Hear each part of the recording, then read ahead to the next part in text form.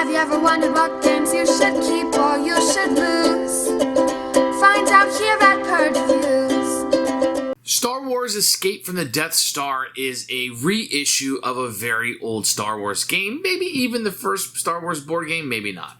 But in this one, you're going to be moving around the board. Everybody's going to be playing Luke and Leia and Chewie and Han, which is weird that there's so many of them. But you're trying to race up through the compactor, and you're trying to get out and have a TIE fight.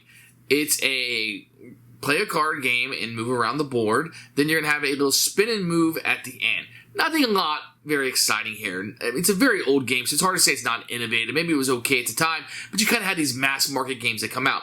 They're trying to do things a little bit differently, how you're kind of moving around the board and you can move around, and the spatial element of it is pretty interesting, especially for its time. And then a little combat. They had a little combat at the end as you're going through the dogfight up in space, and that is interesting also. Very rudimentary of what we would have nowadays, but you got to kind of put yourself in that time period, what you would have. It's kind of interesting. Adds a little something to it. Lots of luck. Children's only game. It's a little boring, to be honest. If you really like Star Wars and you like this movie alone, The New Hope, I think that it would be more appealing to you. Not a lot to see here in modern times. More of a nostalgic feel that you're going to have.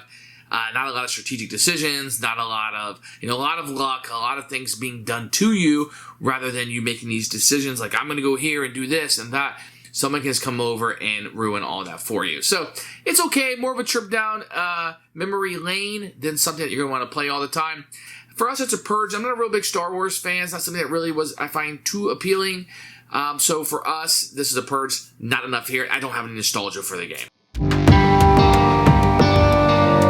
Here's Star Wars Escape from Death Star. Comes with an exclusive Grand Moff Tarkin figure. You can see this is based on The New Hope, as you can see right there. You're going to get a rule book inside, which we'll take a look at in a few minutes. You're going to get this little thing that'll pop out. It'll be your spinner, which is pretty cool. And it came constructed. You have R2-D2 there. Then you have a place for your cards here. The cards are kind of cheap, to be honest. But they are mass market-esque. You're going to get a retro Kenner guy in here for no gameplay purposes whatsoever. You're going to get these standees that are terrible. And the thing that's even funnier about it is the same characters going to be played, but in different colors. It's kind of weird. And then you're going to get the board, which looks like a Hex Max, I guess. Everybody's going to start in the trash compactor and you're going to move up. It's pretty silly, but it looks like the Death Star and it has a grid on top of it. Here's the rule book. You get a single sheet of paper. You have a little bit of a picture of the components up here with the drawings, which is kind of weird that you just take a snapshot of it. You're going to have the objects, some equipment, the setup, and here are the rules of the game and how to do dogfights. Everything you need to know is here. Probably need 5 minutes to read through this, 10 if you're a slow reader. And I think it's clearly out, but there are no examples, this is only a picture, but there's no pictures of gameplay or setup included. It's okay, but it's definitely a product of its time.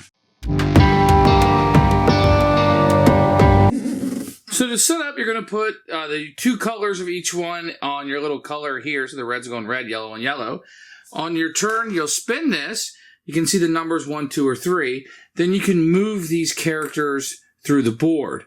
Now, you can't split up move, like if I score a 2, I can't do 1 and 1. I have to move one character, either Luke and Leia or Han and Chewbacca.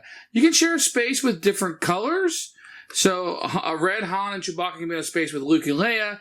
But if a red Luke and Leia ever gets on a spot with another Luke and Leia, then the one that they're bumping off will go back to the trash compactor. If you land on these spots like DS2, DS3, DS5, nothing will happen. If you land on a blue spot, then you will draw a force card from this deck and do what it says. So it says, move Han and Chewbacca to Death Star DS2 coordinate, Luke and Leia to DS7.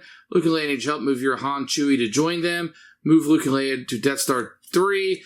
Stormtroopers are closing in, move back 4. Blast a bear with your blaster, move ahead 2. So these are just random effects that will happen that you turn this over on the blue spaces and do that. What you're trying to do is get to the tractor beam up here. Then you'll be able to grab one of the little cards here once you have that. And then you go to the control room, you can get the blueprints. And once you have a set of both of those, then you're able, when you work your way up here, to land on the Millennium Falcon. So it's going to work on your turn. You can move diagonally or straight up. So you could just move over here to these spaces and it'll take you longer to get there. But if you want to move to these spaces, you can have a dogfight, which means you will spin the spinner, and if you land on a win, then you can move an additional space. Whereas if you land on the lose spot, you got to come back to the Millennium Falcon spot. I should make a notation that you have to have both of these characters on the Millennium Falcon in order to start going up there. The first person to make it all the way to the Rebel base will be crowned the winner. Who should buy this game? Anybody with a nostalgic feeling for this game. This is a reissue, so if you like the first one, it's going to be the same thing. If you're a Star Wars fan, you want to collect all kinds of different board games, this is going to hit a niche for you. Or if you have a little Star Wars fan at home and he really likes the New Hope and some of the new things, for whatever reason, this could be something I would have. But this is kind of I want to say boring, but it's so introductory. It's play a card and move around. It is a spin and move and that kind of thing. So it's not going to be the most appealing game that you're going to have. But for big Star Wars fans, maybe this is something they'd like to reinvest in. For me, it's going to Purge, not a lot here.